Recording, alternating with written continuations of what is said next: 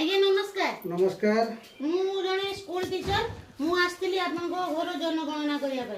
मो घर जनगणना करियो किस मोर तो दुईटा छुआ और दुईटा पुआ और एरो जनगणना किस देखंतु जनगणना माने लोक संख्या सरकार जानिया पई चाहू किछि दरकार नै मोर निज घर करछि द्वारा करछि फेर सरकार के एगुडा नाटक चलै छनी। देखंतु सरकार को एमिति आपण जमा भी कहि परिबेनी। आपण सरकार मते घर कर दिछि इंदिरा आश्रम घर करछि नी।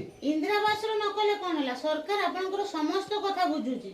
किस बुझ कोन बुझु नै सरकार। मो घर चावल नै दउ दी चावल कोन सरकार तुमको दउनी। से सतक चावल होई जाउ मोर खाइते घर लानी 25 जाउ देखे किलो चावल मिली। अरे भाई मो सहित जुक्ति कले कोन हम आ रेशन कार्ड रो मोर 10टा छुआ नाम नाही बर्तमान सेटा तुनी सरपंच को धरि की ब्लॉक को जाय के रकम जुड़िबो से कथा हमको कोने के रकम करबे हमर तुमर खाली खाली एटी घुरलो केना हमर सरकार को निर्देश अनुसार आछे आपन को घर रो स्थिति कोन आपण घर रो मुखिया किए आपण पानी कोंडु पिउजंती रुसे कोंडु करजंती आ आपन घर केमिति का केते इनकम आपन कर एई गुडा सब आदि सेंसस तो हो सेटा जनगणना हम को ना ना सेटार हम निर्भुल तथ्य दबा।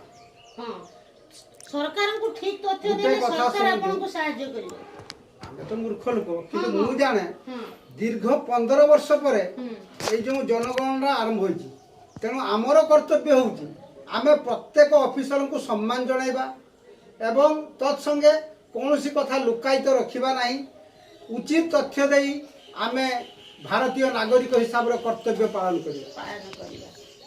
बुझि पाले तो ताले एथर आपण तथ्य देबे मु आपनकर घरटी जनगणना निश्चित भाबे एवं प्रत्येक ऑफिसर को आपण माने सम्मान दियंतु असम्मानित करंतु नाही जो माने आछंती निर्भुल तथ्य देई आपण माने एई सेंसस काम रे समस्त भागीदार होंतु एति की मोर निवेदन।